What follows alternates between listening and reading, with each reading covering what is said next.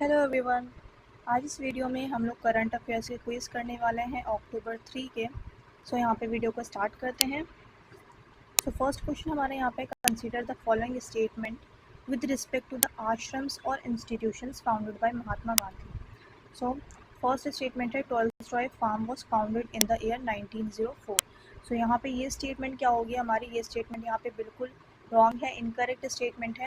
ये basically Tolstoy farm जो था ये साउथ अफ्रीका में स्टैब्लिश किया था गांधी जी ने। जैसे इंडिया में आए गांधी जी 1915 में, उसके बाद सत्याग्रह वगैरह किया, तो इसी तरीके से साउथ अफ्रीका में भी बहुत इम्पोर्टेंट रोल प्ले किया था गांधी जी ने।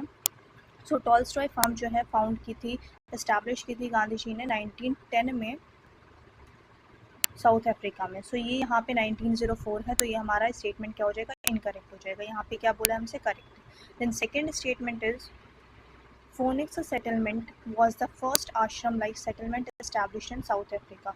ये स्टेटमेंट हमारी क्या है, ये स्टेटमेंट यहाँ पे बिल्कुल करेक्ट होगी कि फोनिक्स सेटलमेंट इस्टेब्लिश की थी गांधी जी ने। और ये फोनिक्स सेटलमेंट कब इस्टेब्लिश की थी, ये इंपॉर्टेंट है आपके लिए। टॉलस्टॉय फार्म किया था 1910 में, और फोनिक्स सेटलमेंट किया था 1904 में। ये आपको याद रखना है। फोनिक्स सेटलमेंट जो थी ये 1904 में स्टैब्लिश की गई थी महात्मा गांधी के थ्रू साउथ अफ्रीका में। और ये फर्स्ट सेटलमेंट थी जो कि बेसिकली वहाँ पे फर्स्ट आश्रम सेटलमेंट थी, एंड इसे अब नेशनल हेरिटेज साइट बना दिया गया है वहाँ पे साउथ अफ्रीका में। और ये फोनिक्स सेटलमेंट बेसिकली किस जगह पे थी, तो आपको जगह का भी नाम याद होना चाहिए। साउथ अफ्रीका में एक जगह है दरबान, DURBAN, दरबान एक जगह है साउथ अफ्रीका में, वहीं है ये फोनिक्स सेटलमेंट। इसकी इस्टेब्लिशमेंट हुई थी 1904 में, एंड टॉलस्टॉय फार्म जो है इसकी इस्टेब्लिशमेंट हुई थी 1910 में। ये कुछ फैक्ट्स आपको जहन में रखने हैं। लास्ट यहाँ पे जो स्टेटमेंट है, स्टेटमेंट 3 इन इंडिया, यहाँ पे ये दोनों क्या थे, साउथ अफ्रीका से रिलेटेड थे। अब इंडिया की बात कर रहे हैं कि इंडिया में जो महात्मा गांधी ने फर्स्ट आश्रम इस्टेब्लिश किया था वो कौन सा था, साबरमती आश्रम। ये जो है स्टूडेंट बचपन से NCERT में भी है और हमने पढ़ा है बचपन से, स्कूल में यही बताया गया कि फर्स्ट आश्रम क्या था, साबरमती आश्रम। बट ये क्या है यहाँ पे, ये इनकरेक्ट होगा। इनकरेक्ट इसलिए होगा क्योंकि जो फर्स्ट इंडिया में इस्टेब्लिश किया था आश्रम वो साबरमती आश्रम नहीं था, वो कोचराब आश्रम था। ये कुछ फैक्ट्स आपको बहुत अच्छे से लर्न होने चाहिए क्योंकि एग्जाम में पूछ सकते हैं। कोचराब आश्रम जो है ये इस्टेब्लिश किया था, ये गुजरात में ही था कोचराब आश्रम, बट ये साबरमती आश्रम नहीं है, साबरमती सेकेंड आश्रम था जो इस्टेब्लिश किया था। फर्स्ट आश्रम जो साबरमती बेसिकली क्यों बोला जाता है फर्स्ट आश्रम, कितनी बार आपने सुना हो, क्योंकि साबरमती जो सबसे फेमस आश्रम था और यहीं से जो है सत्याग्रह वगैरह स्टार्ट हुआ। बट जो फर्स्ट आश्रम हम कह लें तो वो कोचराब में इस्टेब्लिश किया था गांधी जी ने, ये चीज़ आपको पता होनी चाहिए। और ये 1915 को 25 में 1915 को इस्टेब्लिश किया गया था कोचराब आश्रम अहमदाबाद में। जगह भी पता होनी चाहिए आपको, अहमदाबाद में कोचराब आश्रम था। 25 में 1915 को इस्टेब्लिश किया गया था। ये कुछ फैक्ट्स हैं, ये बहुत अच्छे से आपको लर्न होनी चाहिए। एंड बहुत इंपॉर्टेंट चीज़ यहाँ पे कि कुछ चीज़ें साउथ अफ्रीका से रिलेटेड बहुत इंपॉर्टेंट है, गांधी जी से लाइफ से पूछ सकते हैं उनकी लाइफ के बारे में। साउथ अफ्रीका में उन्होंने बहुत बड़े बड़े चेंजेस किए वहाँ पे, जैसे इंडिया में आए अहमदाबाद सत्याग्रह और क्या कहते हैं खेड़ा सत्याग्रह। तो ये चीज़ें जो यहाँ पे स्टार्ट हुई, इससे पहले गांधी जी ने बहुत इंपॉर्टेंट रोल प्ले किया था साउथ अफ्रीका में। 1906 से लेकर के 1915 में जो फेज़ रहा है गांधी जी का अफ्रीका में, तो वो बहुत इंपॉर्टेंट फेज़ था। तो इसमें आपको 4 एक्ट जो है वो बहुत अच्छे से आपको याद होने चाहिए, पूछ लेते हैं एग्जाम में। रिप एम, ये कोड है, मैं आपको बताती हूँ इसके, आपको ये 4 एक्ट किस तरीके से याद करने, कौन कौन से थे। कोड आप पहले याद कर लीजिए, रिप RIPM। इसके थ्रू आपको चारों एक्ट याद हो जाएंगे। रजिस्ट्रेशन एक्ट, R से है registration act, then I immigration act, then poll tax, and M जो है ये किसके लिए था, ये था मैरिज एक्ट। ये 4 एक्ट बहुत इंपॉर्टेंट है साउथ अफ्रीका की हिस्ट्री की। अगर हम बात करें गांधी जी का फेस जो साउथ अफ्रीका में रहा, तो ये रिप वर्ड बहुत अच्छे से लर्न कर लीजिएगा, rip M. RIP, then M, R से registration act, then immigration act, P से पोल टैक्स, एंड M से मैरिज एक्ट। ये बहुत इंपॉर्टेंट एक्ट थे, इसके बारे में पढ़ लीजिएगा। Then next question is, consider the following statements about PME drive scheme. So PM E drive scheme जो है इससे रिलेटेड यहाँ पे स्टेटमेंट है। स्टेटमेंट 1 क्या कह रही है, under this scheme direct physical incentives are being offered to all types of electric vehicles. So यहाँ पे all types of electric vehicles है, तो ये स्टेटमेंट क्या है, स्टेटमेंट यहाँ पे रॉन्ग है, क्योंकि इसमें इस स्कीम के अंदर ई ड्राइव स्कीम के अंडर इलेक्ट्रिक कार्स को इन्वॉल्व नहीं किया गया है। इलेक्ट्रिक कार्स जो हैं वो एक्सक्लूड है इस स्कीम से। इसमें जो फ़ायदा पहुँचेगा डायरेक्ट फिजिकल इंसेंटिव्स जो मिलेगा वो किसको मिलेगा, वो सिर्फ 2 व्हीलर को एंड 3 व्हीलर्स को मिलेगा। 4 व्हीलर इसमें नहीं है, कार जो है एक्सक्लूड है। And PM E drive scheme जो है इसकी फुल फॉर्म क्या होती है, पी ड्राइव स्कीम जो है ये आपको पता होनी चाहिए, PM electric drive revolution in innovative vehicle enhancement. PM electric drive revolution in innovative vehicle enhancement. So ये चीज़ आपको इसकी फुल फॉर्म पता होनी चाहिए, और ये पता होनी चाहिए यहाँ पे बोला गया था all types of electric vehicles under this scheme direct physical incentives are being offered.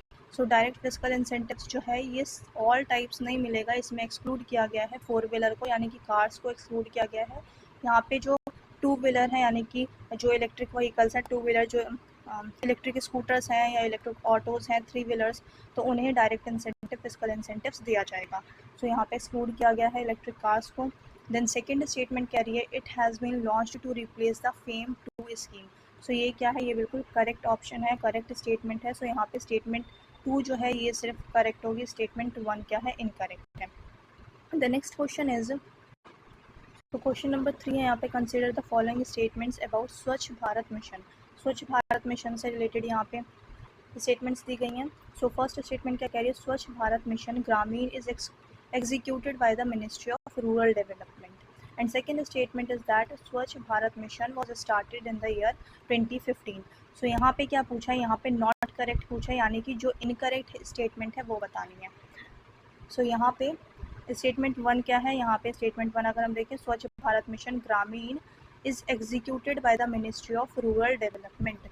सो ये क्या है, ये बिल्कुल रॉन्ग स्टेटमेंट है, ये इनकरेक्ट स्टेटमेंट है। सो यहाँ पे जो है इसे कौन एग्जीक्यूट कर रहा है, स्वच्छ भारत मिशन ग्रामीण को एग्जीक्यूट जो कर रहा है वो ministry of rural development execute नहीं कर रही है, इसे department of drinking water and sanitation, department of drinking water and sanitation जो है मिनिस्ट्री ऑफ जल शक्ति की, वो एग्जीक्यूट कर रही है। Ministry of Jal Shakti, department of drinking water and sanitation. So ये चीज़ आपको ध्यान में रखनी है। स्वच्छ भारत मिशन ग्रामीण जो है इसे एग्जीक्यूट कौन कर रहा है, कौन सी मिनिस्ट्री एग्जीक्यूट कर रही है, मिनिस्ट्री ऑफ जल शक्ति। और मिनिस्ट्री ऑफ जल शक्ति का कौन सा डिपार्टमेंट इसे एग्जीक्यूट कर रहा है, department of drinking water and sanitation. So ये चीज़ आपको ध्यान में रखनी है। सो ये इनकरेक्ट है, इनकरेक्ट पूछा था, सो इसका आंसर 1 भी होगा। देन सेकेंड, स्वच्छ Bharat mission was started in the year 2015। सो ये क्या है, ये बिल्कुल रॉन्ग इनकरेक्ट स्टेटमेंट है। जो स्वच्छ भारत मिशन स्टार्ट हुआ था ये 2014 को स्टार्ट हुआ था, 2 अक्टूबर 2014 को स्टार्ट किया गया था, 2 अक्टूबर 2014।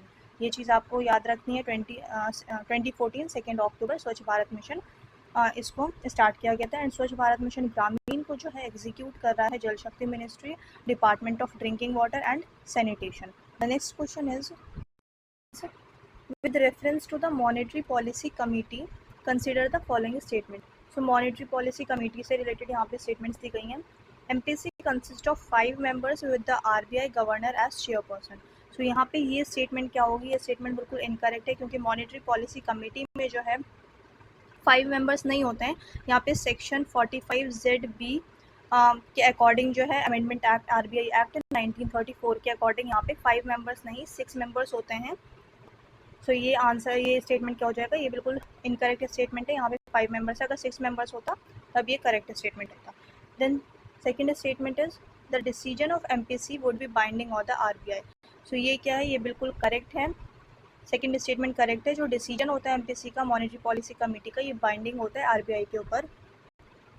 और जो कोरम होता है, कोरम मतलब कि कितने लोग प्रेजेंट होने चाहिए किसी भी चीज़ को डिसीजन लेने के लिए। सो यहाँ पे कोरम जो होता है वो होता है 4 मेंबर्स का। The next question is, the Venus orbiter mission scheduled to be launched in 2028 by which of the following space agency. So कौन सी स्पेस एजेंसी जो है वीनस ऑर्बिटर मिशन लॉन्च करने वाली है 2028 में। सो ये जो है Indian space research organisation ISRO जो है वो लॉन्च करेगी वीनस ऑर्बिटर मिशन। और ये आपको डेट पता होनी चाहिए कि कौन सी डेट को कहा गया है कि लॉन्च किया जाएगा। सो मार्च 29 को मार्च 29, 2028 को वीनस ऑर्बिटर मिशन जो है वो लॉन्च किया जाएगा। सो ये आज के क्वेश्चन थे। आपको वीडियो अच्छी लगी तो लाइक कर दें, चैनल को सब्सक्राइब कर दें। अब मिलते हैं नेक्स्ट वीडियो में।